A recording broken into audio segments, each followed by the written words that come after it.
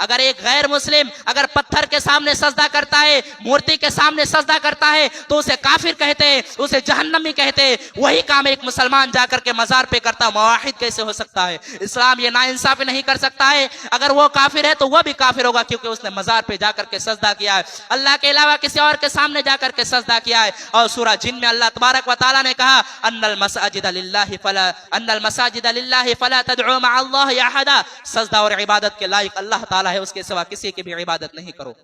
تو یہ پہلا حق اللہ نے اپنا بیان کیا کہ شرک نہیں کرنا ہے۔ وَعَبُدُ اللَّهَ، اللہ کی عبادت کرو، وَلَا تُشْرِكُوا بِهِ شَيْئًا، اس کے ساتھ کسی کو شریک نہ کرو۔ یہ پیشانی جھکے تو اللہ کے سامنے جھکے، یہ ہاتھ اگر اٹھے تو اللہ کے سامنے اٹھے، اگر یہ زبان پر کوئی کلمہ اگر ظاہر ہو تو رب کا نام ظاہر ہو، اس کے علاوہ یا خواجہ غریب نواز یا مشکل کشا یہ کچھ زبان میں نہیں آنا چاہیے۔ سب سے پہلا حق اللہ نے اپنا بیان کیا کہ شرک نہ کرو۔ اور دوسرا حق اللہ نے کیا کہا؟ وَبِالْوَالِدَيْنِ إِحْسَانًا، اور اپنے ماں باپ کے ساتھ اچھا سلوک کرو۔ کتنے اولاد ایسے ہیں، ماں بوڑھی ہو گئی یا باپ بوڑھا ہو گیا ہے، باپ کو دواؤں کی ضرورت ہے، ماں کو چھوٹی چھوٹی چیزوں کی ضرورت ہے، جوان بیٹا گھر میں سو کر کے اسے ماں باپ کی کوئی فکر ہی نہیں ہے۔ ماں باپ کے سامنے جا کر کے اس طرح بات کرتے ہیں، ایسا نہیں لگتا ہے کہ ماں باپ نے اسے جنم دیا ہے، ماں باپ نے اس کی پرورش کی ہے، ایسا بالکل نہیں لگتا ہے۔ آج کتنے ایسے واقعات دیکھنے کو ملتے ہیں۔ ہاں یہ ہو سکتا ہے کہ ماں باپ کبھی غلط ہو، میں نے کتنے ایسے بیٹوں کے آنکھوں میں بھی آنسو دیکھا، اس کے ماں باپ نے اپنے بچے کو خون کے آنسو رلائے ہیں۔ ماں باپ غلط ہو سکتے ہیں، لیکن ماں باپ غلط ہو تب بھی ان کے ساتھ آپ کو حقوق العباد کسے کہتے ہیں؟ حقوق العباد کے معنی کیا ہے؟ حقوق کے معنی ہوتا ہے حق، ادھیکار، اور عباد مانے بندے۔ حقوق العباد بندے کا حق۔ اگر ہم اسلام کے اوپر اگر نظر دوڑاتے ہیں تو یہ پورا اسلام دو ہی چیزوں پر قائم ہے، ایک ہے حقوق اللہ اور ایک ہے حقوق العباد۔ دو ہی چیزوں پر اسلام قائم ہے۔ آپ نماز پڑھتے ہیں، آپ روزہ رکھتے ہیں، آپ زکوٰۃ دیتے ہیں، حج کرتے ہیں، یہ سب حقوق اللہ میں سے ہے۔ لیکن آپ کا اپنے باپ کے ساتھ کیسا سلوک ہے؟ ایک باپ ہونے کے ناطے آپ اپنے اولاد کے ساتھ کس طرح سلوک کرتے ہیں؟ آپ کا اپنے رشتہ داروں کے ساتھ کس طرح سلوک ہے؟ آپ اپنے پڑوسی کے ساتھ کس طرح سلوک کرتے ہیں؟ یہ تمام چیزیں حقوق العباد میں شامل ہے۔ قرآن کریم کو جب ہم غور سے پڑھتے ہیں تو قرآن کریم میں ہمیں حقوق اللہ پر بھی ابھارا گیا ہے اور حقوق العباد پر بھی ابھارا گیا ہے۔ قرآن اگر ہمیں نماز پڑھنے کا حکم دیتا ہے، زکوٰۃ دینے کا حکم دیتا ہے، روزہ رکھنے کا حکم دیتا ہے، تو قرآن یہ بھی کہتا ہے اپنے اولادوں کے ساتھ انصاف کرو۔ قرآن یہ بھی کہتا ہے کہ والدین کے ساتھ اچھا سلوک کرو۔ قرآن یہ بھی کہتا ہے کہ اپنے پڑوسیوں کے ساتھ اچھا سلوک کرو، اپنے رشتہ داروں کا حق ادا کرو۔ قرآن اس چیز کی بھی تعلیم دیتا ہے۔ میں نے آپ لوگوں کے سامنے خطبہ مسنونہ کے بعد سورہ نساء کی آیت نمبر 36 تلاوت کی ہے، اور اس آیت میں اللہ تبارک و تعالیٰ نے 10 حقوق بیان کیے ہیں، اور آپ کو جان کر کے حیرت ہوگی کہ 10 حقوق میں صرف اللہ تبارک و تعالیٰ نے ایک حق اپنا بیان کیا ہے اور 9 حق بندوں کا بیان کیا ہے۔ وَعَبُدُ اللَّهَ، اللہ کی عبادت کرو، وَلَا تُشْرِكُوا بِهِ شَيْئًا، اس کے ساتھ کسی کو شریک نہ کرو۔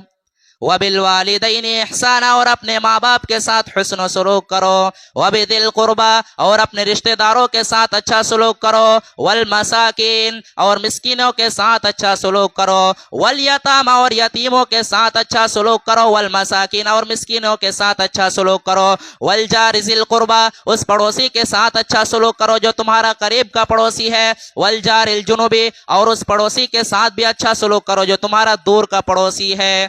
وَالْجَارِ ذِي الْقُرْبَىٰ وَالْجَارِ الْجُنُبِ وَالصَّاحِبِ بِالْجَنبِ، اور اپنے ہم سفر کے ساتھی کے ساتھ بھی تم اچھا سلوک کرو۔ وَالْجَارِ ذِي الْقُرْبَىٰ وَالْجَارِ الْجُنُبِ وَالصَّاحِبِ بِالْجَنبِ وَابْنِ السَّبِيلِ، اور مسافروں کے ساتھ بھی تم اچھا سلوک کرو۔ وَمَا مَلَكَتْ أَيْمَانُكُمْ، اور اپنے غلاموں کے ساتھ، اپنے لونڈیوں کے ساتھ تم اچھا سلوک کرو۔ إِنَّ اللَّهَ لَا يُحِبُّ مَنْ كَانَ مُخْتَالًا فَخُورًا، اللہ تبارک و تعالیٰ کسی غرور کرنے والے کو، کسی گھمنڈ کرنے والے کو، کسی اہنکار کرنے والے کو پسند نہیں کرتا ہے۔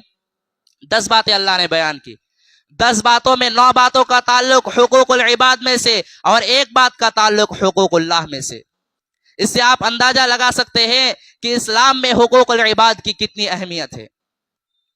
हुकूकुल इबाद का मामला इतना खतरनाक है मेरे प्यारे भाइयों कि अगर कयामत के दिन हमारा अगर हुकूकुल इबाद का मामला गड़बड़ रहा, हुकूकुल इबाद का मामला खराब रहा, तो दुनिया में जितना हम नमाज पढ़ते हैं, रोजा रखते हैं, ज़कात देते हैं, हज करते हैं, ये सारे के सारे अमाल बर्बाद हो जाएंगे अगर हुकूकुल इबाद का मामला गड़बड़ रहा।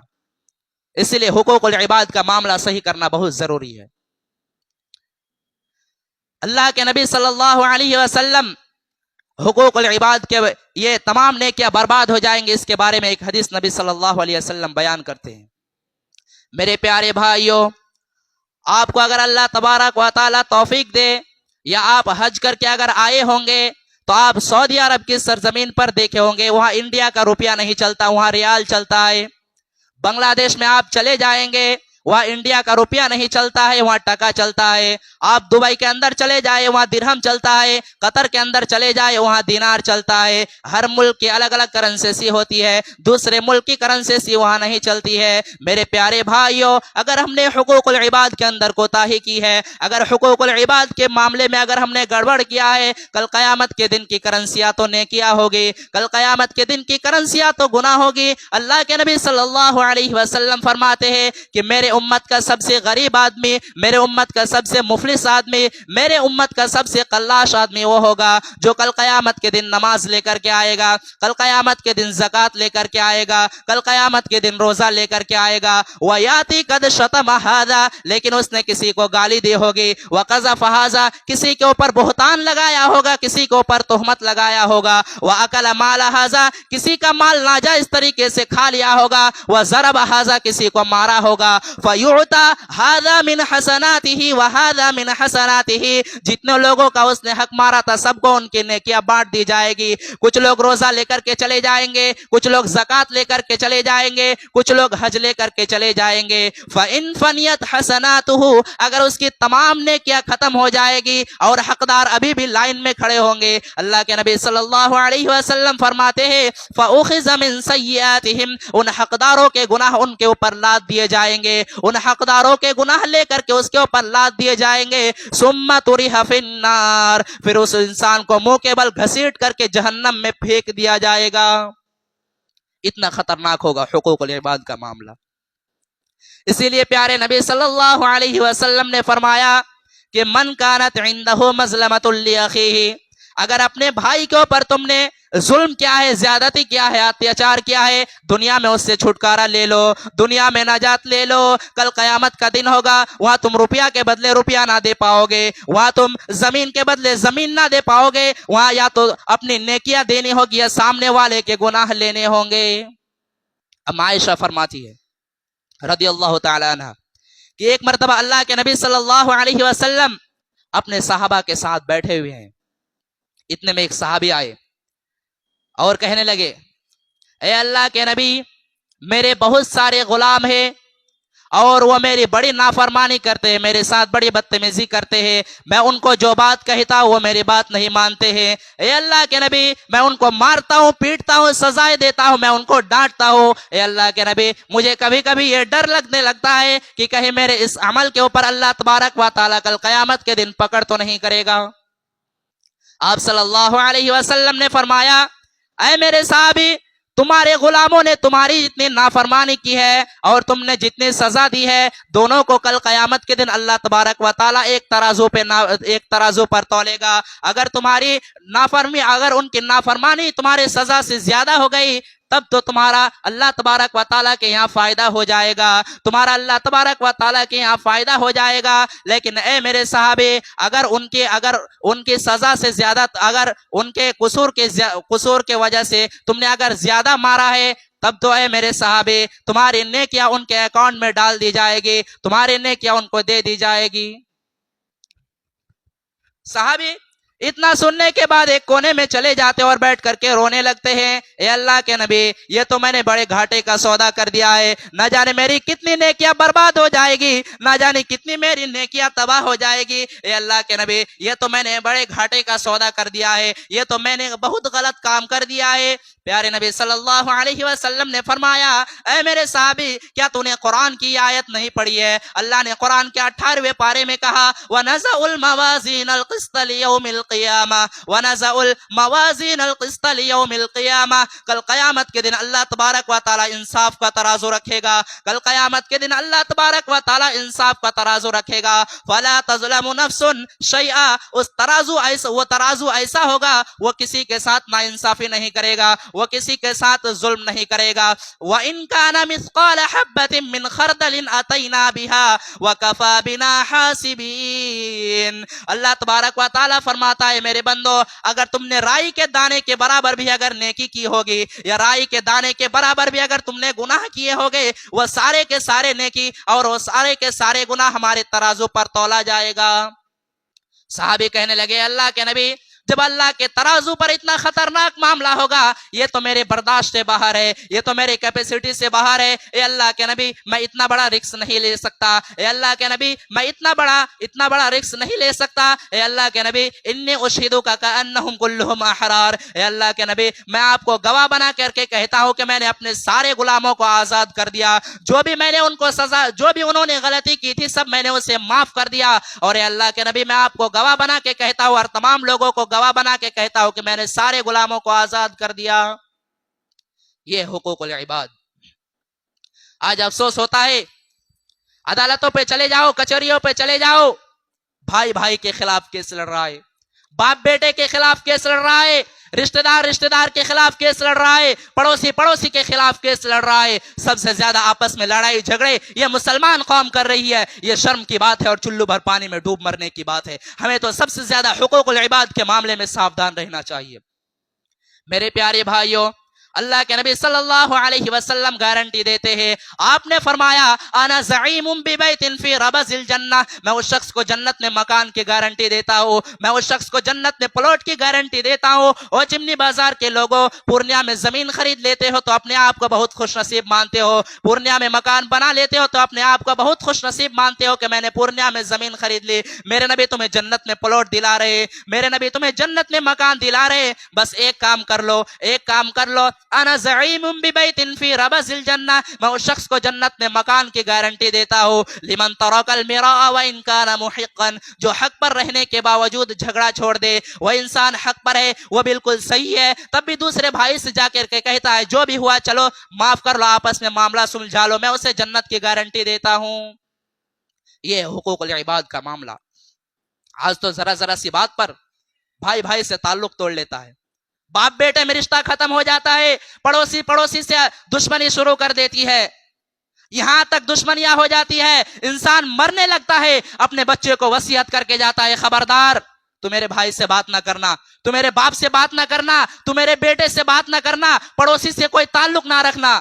یہ کون سا لفظ ہے؟ مرنے کے وقت بھی وصیت کر کے جاتا ہے، زندگی بھر دشمنی رکھنے کے بعد بھی مرنے کے وقت اپنے بچے کو وصیت کر کے جاتا ہے۔ میرے پیارے بھائیوں کیا آپ نے اللہ کے پیارے نبی کی یہ حدیث نہیں سنی ہے؟ آپ نے فرمایا لا يحل لمسلم ان يهجر اخاه فوق ثلاث کسی مسلمان کے لیے یہ جائز نہیں ہے، کسی بھی مسلمان کے لیے جائز نہیں ہے کہ وہ اپنے مسلمان بھائی سے 3 دن سے زیادہ تعلق توڑ کر کے رکھے، کسی مسلمان کے لیے یہ جائز نہیں ہے۔ اسی لیے ہماری شریعت نے ہمیں سلام سکھایا ہے، جب بھی اپنے مسلمان بھائی سے ملا کرو سلام کیا کرو۔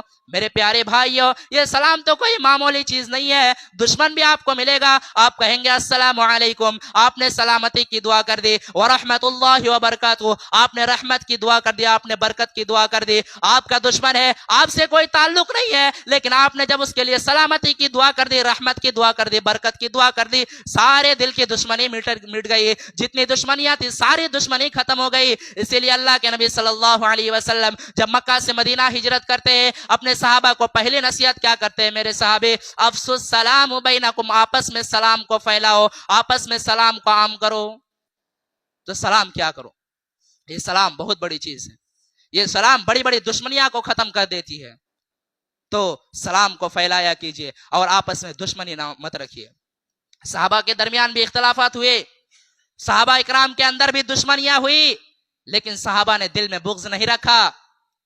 اما عائشہ رضی اللہ تعالی عنہ کے ایک بھانجے تھے، ان کے بہن کے بیٹے تھے جن کا نام عبداللہ بن زبیر تھا۔ عبداللہ بن زبیر کی خالہ تھی اما عائشہ۔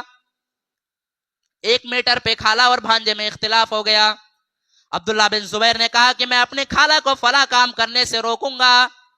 خالہ کے اندر یہ عادت تھی، اما عائشہ کے اندر یہ عادت تھی کہ وہ پیسے کو روکا نہیں کرتی تھی، وہ بہت زیادہ اللہ کے راستے میں دان و خیرات کیا کرتی تھی، بہت دانی عورت تھی۔ اما عائشہ نے کسی کو کوئی زمین دان دی تھی، عبداللہ بن زبیر نے کہا تھا کہ نہیں، میں اپنے خالہ کو یہ زمین دان کرنے نہیں دوں گا، میں اپنے خالہ کو یہ زمین دینے نہیں دوں گا۔ خالہ کو پتا چلا کہ میرے بھانجے نے میرے بارے میں ایسا کہا ہے کہ اللہ کی قسم میں اپنے خالہ کو روکوں گا۔ بخاری کے الفاظ ہے، اما عائشہ نے بڑے سخت الفاظ میں کہا کہ اللہ کی قسم میں عبداللہ بن زبیر سے بات نہیں کروں گی، میں ان سے رشتہ نہیں رکھوں گی۔ وہ لوگوں، انسان تو دونوں ہے، عبداللہ بن زبیر بھی انسان ہے، خالہ بھی انسان ہے، دونوں انسان ہے، دونوں نبی کا صحابی ہے، دونوں میں اختلاف ہو گیا۔ ہم اور آپ اگر ہوتے تو ہم اور آپ کیا کرتے؟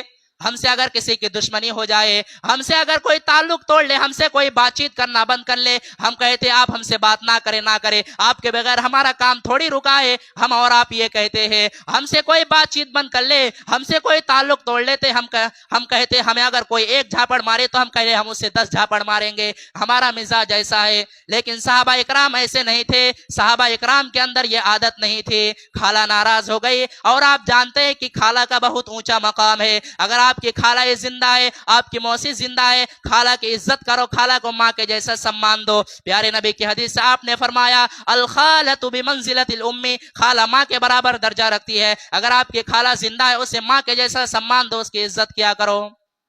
خالہ ناراض ہو گئی، عبداللہ بن زبیر پریشان، خالہ کو کس طرح مناؤں؟ عبداللہ بن زبیر کے دماغ میں ایک خیال آیا۔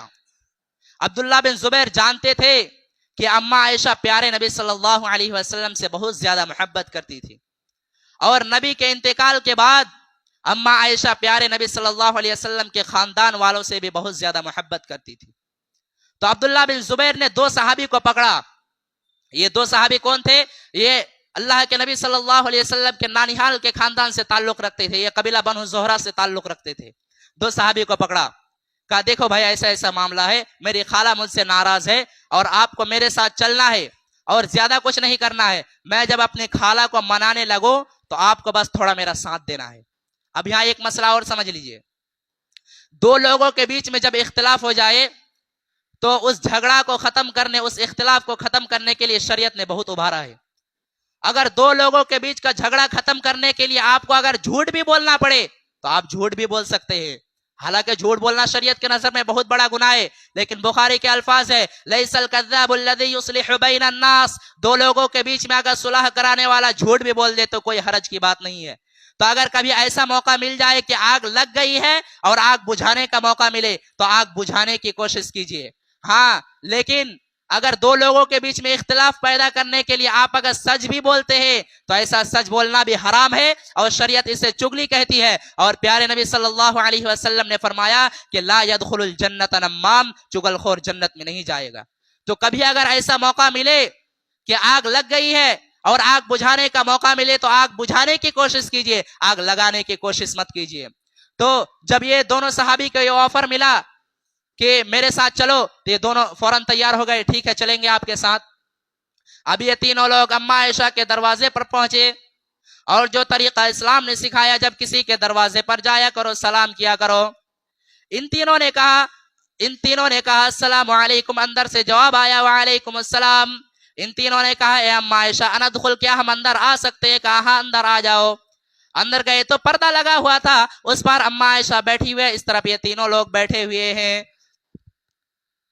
جیسے یہ تینوں لوگ پہنچے، اندر پردہ لگا ہوا تھا، پردہ کے اس پر اما عائشہ بیٹھی ہوئی ہے، اور اس طرف یہ تینوں لوگ بیٹھے ہوئے ہیں۔ عبداللہ بن زبیر فوراً پردہ کے اس پار جاتے اور کہتے ہیں اپنے خالہ کے گلے لگ کر کے رونے لگتے اور کہتے ہیں خالہ جان مجھ سے غلطی ہو گئی ہے, مجھے معاف کر دیجئے خالہ جان, مجھے وہ بات کہنی نہیں تھی جو میں نے کہی ہے. خالہ کہتی ہے نہیں نہیں میں تجھے معاف نہیں کروں گی, میں نے بہت بڑی قسم کھائی ہے, میں تجھے معاف نہیں کروں گی. غور کرو میرے پیارے ساتھیوں, آج کے دور میں کون اپنی غلطی کو مانتا ہے, لیکن عبداللہ بن زبیر نے اپنی غلطی کو مانا اور خالہ جان مجھے معاف کر دیجئے. خالہ کہتی ہے نہیں میں تجھے معاف نہیں کروں گی, میں نے بہت بڑی قسم کھائی ہے. خالہ جب یہ کہنے لگے, ادھر سے یہ دونوں صحابی کہنے لگے اے اماں عائشہ آپ تو نبی کی بڑی چہیتی بیوی ہے, کیا آپ نے نبی کا یہ فرمان نہیں سنا ہے کہ لا یحل لمسلم ان یہجر اخاہ فوق ثلاث, کسی مسلمان کے لیے جائز نہیں ہے کہ اپنے مسلمان بھائی سے 3 دن سے زیادہ تعلق توڑ کر کے رکھے. اے اماں عائشہ آپ کا بھانجا ہے, آپ کی بہن کا بیٹا ہے, چلو مان لیا اس نے غلطی کی ہے, اب معافی مانگ رہا ہے, معاف کر دیجئے. آخر کار اماں عائشہ نے عبداللہ بن زبیر کو معاف کر دیا اور اپنی قسم کو توڑنے کی وجہ سے 40 غلام آزاد کیے. اور جب بھی اماں عائشہ اس واقعہ کو یاد کرتی تھی اتنا روتی تھی کہ ان کا دوپٹہ آنسو سے بھیگ جاتا تھا. یہ تھے صحابہ اکرام. دل میں بغض مت رکھو, دل میں بغض رکھ کر کے جاؤ گے اللہ کے یہاں پچھتانا پڑے گا. کسی کا حق مارا ہے تو حق دے دو, حقوق العباد کا معاملہ بڑا خطرناک ہے. اب آئیے اس آیت کو میں تھوڑا تفصیل کے ساتھ آپ کے سامنے پیش کرتا ہوں جو میں نے خطبہ مسنونہ کے بعد پیش کی ہے. وقت ہونے جا رہا ہے یا پھر تفصیل نہیں ہوگی. تو اس آیت میں اللہ تبارک و تعالیٰ نے 10 حقوق بیان کیے ہیں. تو 10 حقوق میں پہلا حقوق کیا کہا؟ وَاعْبُدُوا اللَّهَ, اللہ کی عبادت کرو, وَلَا تُشْرِكُوا بِهِ شَيْئًا, اس کے ساتھ کسی کو شریک نہ کرو. دنیا کا سب سے بڑا گناہ شرک ہے. ہمیں لگتا ہے کسی نے ایک دن پہلے عید کی نماز پڑھ لی, کسی نے ایک دن پہلے روزہ رکھ لیا, کہیں چوری ہو رہا ہے, لگتا ہے کہ کچھ نہیں ہو رہا ہے, بہت بڑا گناہ ہو رہا ہے. اگر یہ سب ہو رہا ہے تو بہت بڑا گناہ ہو رہا ہے, لیکن شرک ہو رہا ہے کوئی بات نہیں ہے. مسلمان اللہ کے سوا کسی اور کے سامنے جا کر کے سجدہ کرتا کوئی بات نہیں ہے. یہ شرک اتنا بڑا گناہ ہے کہ اللہ نے قرآن میں کتنی آیتیں نازل کی ہے. اگر ان آیتوں کو بیان کرو تو 3-4 جمعہ ایسے ہی لگ جائے گا, اگر مختصر میں بیان کرو تب بھی. قرآن میں آیتیں بھری پڑی ہوئی ہے یہ شرک کے وجہ سے. میں آپ کو ایک آیت پڑھ کر کے سناؤں. اللہ نے قرآن میں شرک کرنے والوں کے لیے کہا ان اللہ لا یغفر ان یشرک بہ ویغفر ما دون ذلک لمن یشاء. شرک کو کبھی معاف نہیں کریں گے, یہ شرک گناہ اللہ کبھی بھی معاف نہیں کرے گا. انہ من یشرک باللہ فقد حرم اللہ علیہ الجنہ ومأواہ النار وما للظالمین من انصار. یہ شرک کرنے والا شرک کرنے کے بعد بغیر توبہ کیے ہوئے اگر دنیا سے چلے جائے, جنت حرام ہے اس کے اوپر, جنت حرام, وہ کبھی جنت میں نہیں جائے گا, وہ ہمیشہ ہمیشہ جہنم میں رہے گا. اور ایسے ظالموں کے لیے اللہ تبارک و تعالیٰ کی طرف سے کوئی مدد نہیں آئے گا. اور مسلمان یہی شرک جا کر کے وہ مزار پہ جا کے سجدہ کر رہا ہے. اب لوگ کہیں گے یہ تو باپ دادا کا دین ہے, یہ باپ دادا کے اس سے چلے آ رہا ہے, تو یہ کیا قرآن غلط ہے؟ یہ قرآن میں یہ آیت غلط ہے. قرآن میں تو آپ نے جب قرآن کو پڑھا تو شروع میں ہی اقرار کر لیا ذالک الکتاب لا ریب فیہ, بے شک اس کتاب میں کوئی شک نہیں ہے. تو یہ سب آیتیں قرآن کی ہے, اور قرآن میں ہی اللہ نے کہا وہ ہمیشہ جہنم میں رہے گا, اور یہ شرک کرنے والا ہمیشہ ہمیشہ جہنم میں رہے گا. کتنی مثالیں اللہ نے قرآن میں شرک کے لیے بیان کیا ہے, کتنی مثالیں بیان کی ہے. ابھی وقت نہیں ہے اس لیے ان مثالوں کو بیان نہیں کروں گا. کبھی اللہ تبارک و تعالیٰ کا زندہ رکھے تو آپ لوگوں کو پورا شرک کو تفصیل کر کے بیان کروں گا آپ لوگوں کے سامنے انشاءاللہ. یہ شرک بہت بڑا گناہ ہے, یہ شرک سے بچیے. یہ شرک کے بارے میں مولانا الطاف حسین حالی نے 100 سال پہلے نقشہ کھینچا تھا. جب مولانا الطاف حسین حالی کے اس نقشہ کو آج جب ہم پڑھتے ہیں تو ایسا لگتا ہے کہ مولانا الطاف حسین حالی نے 100 سال پہلے آج کے حالت کے نقشہ کو دیکھ کر کے وہ نقشہ کھینچا تھا. کیا نقشہ کھینچا تھا مولانا الطاف حسین حالی نے؟ کرے غیر کر بت کی پوجا تو کافر, کواکب میں مانے کرشمہ تو کافر, جھکے آگ پر بہر سجدہ تو کافر, جو ٹھہرائے بیٹا خدا کا تو کافر, مگر مومنوں پر کشادہ ہے راہے, پرستش کرے شوق سے جس کی چاہے, نبی کو جو چاہے خدا کر دکھائے, اماموں کا رتبہ نبی سے بڑھائے, مزاروں پہ جا جا کے نظریں چڑھائے, شہیدوں سے جا جا کے مانگے دعائے, نہ توحید میں کچھ فرق اس سے آوے, نہ اسلام بگڑے نہ ایمان جاوے. 100 سال پہلے نقشہ کھینچا تھا. اور یہ نقشہ اگر ایک غیر مسلم اگر پتھر کے سامنے سجدہ کرتا ہے, مورتی کے سامنے سجدہ کرتا ہے تو اسے کافر کہتے, اسے جہنمی کہتے. وہی کام ایک مسلمان جا کر کے مزار پہ کرتا, موحد کیسے ہو سکتا ہے؟ اسلام یہ ناانصافی نہیں کر سکتا ہے. اگر وہ کافر ہے تو وہ بھی کافر ہوگا, کیونکہ اس نے مزار پہ جا کر کے سجدہ کیا ہے, اللہ کے علاوہ کسی اور کے سامنے جا کر کے سجدہ کیا ہے. اور سورہ جن میں اللہ تبارک و تعالیٰ نے کہا ان المساجد للہ فلا تدعوا مع اللہ احدا, سجدہ اور عبادت کے لائق اللہ تعالیٰ ہے, اس کے سوا کسی کی بھی عبادت نہیں کرو. تو یہ پہلا حق اللہ نے اپنا بیان کیا کہ شرک نہیں کرنا ہے. وَعْبُدُ اللَّهَ, اللہ کی عبادت کرو. وَلَا تُشْرِكُوا بِهِ شَيْئًا, اس کے ساتھ کسی کو شریک نہ کرو. یہ پیشانی جھکے تو اللہ کے سامنے جھکے, یہ ہاتھ اگر اٹھے تو اللہ کے سامنے اٹھے, اگر یہ زبان پر کوئی کلمہ اگر ظاہر ہو تو رب کا نام ظاہر ہو. اس کے علاوہ یا خواجہ غریب نواز یا مشکل کشا یہ کچھ زبان میں نہیں آنا چاہیے. سب سے پہلا حق اللہ نے اپنا بیان کیا کہ شرک نہ کرو. اور دوسرا حق اللہ نے کیا کہا, وَبِالْوَالِدَيْنِ إِحْسَانًا, اور اپنے ماں باپ کے ساتھ اچھا سلوک کرو. کتنے اولاد ایسے ہیں, ماں بوڑھی ہو گئی ہے, باپ بوڑھا ہو گیا ہے, باپ کو دواؤں کی ضرورت ہے, ماں کو چھوٹی چھوٹی چیزوں کی ضرورت ہے, جوان بیٹا گھر میں سو کر کے اسے ماں باپ کی کوئی فکر ہی نہیں ہے. ماں باپ کے سامنے جا کر کے اس طرح بات کرتے ہیں, ایسا نہیں لگتا ہے کہ ماں باپ نے اسے جنم دیا ہے, ماں باپ نے اس کی پرورش کی ہے, ایسا بالکل نہیں لگتا ہے. آج کتنے ایسے واقعات دیکھنے کو ملتے ہیں. ہاں یہ ہو سکتا ہے کہ ماں باپ کبھی غلط ہو. میں نے کتنے ایسے بیٹوں کے آنکھوں میں بھی آنسو دیکھا, اس کے ماں باپ نے اپنے بچے کو خون کے آنسو رلائے ہیں. ماں باپ غلط ہو سکتے ہیں, لیکن ماں باپ غلط ہو تب بھی ان کے ساتھ آپ کو اچھا سلوک کرنا ہے. ماں باپ وہ ہستیاں ہیں جنہیں ہمیں اور آپ کو جنم دیا ہے, ہمیں مرتے دم تک اپنے ماں باپ کے ساتھ اچھا سلوک کرتے رہنا ہے. اللہ کے پیارے نبی کے پاس ایک صحابی آتے ہیں, صحابی کا نام بشیر ہے. اور بشیر کہتے ہیں اللہ کے نبی کو, اے اللہ کے نبی, میں اپنے بیٹے نعمان کو ایک زمین دینا چاہتا ہوں, میں اپنے بیٹے نعمان کو ایک کھجور کا باغ دینا چاہتا ہوں. نبی صلی اللہ علیہ وسلم نے فرمایا, اے میرے صحابی, کیا تمہارے اور بھی بیٹے ہیں؟ کہا ہاں اللہ کے نبی اور بھی بیٹے ہیں. آپ نے کہا اے بشیر, کیا آپ نے سارے بیٹے کو کھجور کا باغ دیا ہے, سارے بیٹے کو زمین دیا ہے؟ کہا اے اللہ کے نبی نہیں, میں نے سارے بیٹے کو زمین نہیں دیا ہے, میں اسی بیٹے کو زمین دینا چاہتا ہوں. آپ نے کہا اے بشیر, یہ ظلم ہے, یہ اتیاچار ہے, یہ ظلم ہے, اور اگر تم چاہتے ہو کہ اس گواہی پر میں, اس ظلم پر میں گواہی دوں, واللہ لا اشہد علی جور, اے بشیر میں اس ناانصافی پر گواہی نہیں دوں گا. تو ماں باپ غلط ہو سکتے ہیں, تب بھی ان کے ساتھ اچھا سلوک کرنا ہے. تیسرا حقوق کیا بیان کیا ہے, وَبِالْوَالِدَيْنِ إِحْسَانًا وَبِذِي الْقُرْبَى, اور اپنے رشتہ داروں کے ساتھ بھی تم اچھا سلوک کیا کرو. کوئی چچا ہے, کوئی دادا ہے, کوئی پڑوسی ہے, کوئی چچا ہے, یہ جتنے آپ کے رشتہ دار ہیں, یہ سارے رشتہ داروں کے ساتھ آپ کو اچھا سلوک کرنا ہے. اور ایک بات جانتے ہیں, یہ رشتے جو ہوتے ہیں نا, یہ رشتے ہم نہیں بناتے ہیں. ہم دنیا میں پیدا ہوئے کہ ہمیں پتہ لگا یہ ہمارا باپ ہے, یہ ہمارا بیٹا ہے, یہ ہمارا باپ ہے, یہ ہمارا بھائی ہے, یہ ہمارا چچا ہے. ہم دنیا میں پیدا ہوئے تو ہمیں پتہ چلا یہ رشتے اللہ نے بنائے ہیں. جب رشتے اللہ نے بنائے ہیں تو اس رشتے کو توڑ نہیں سکتے ہیں. اگر توڑیں گے تو اللہ تبارک و تعالی بہت سخت سزا دے گا.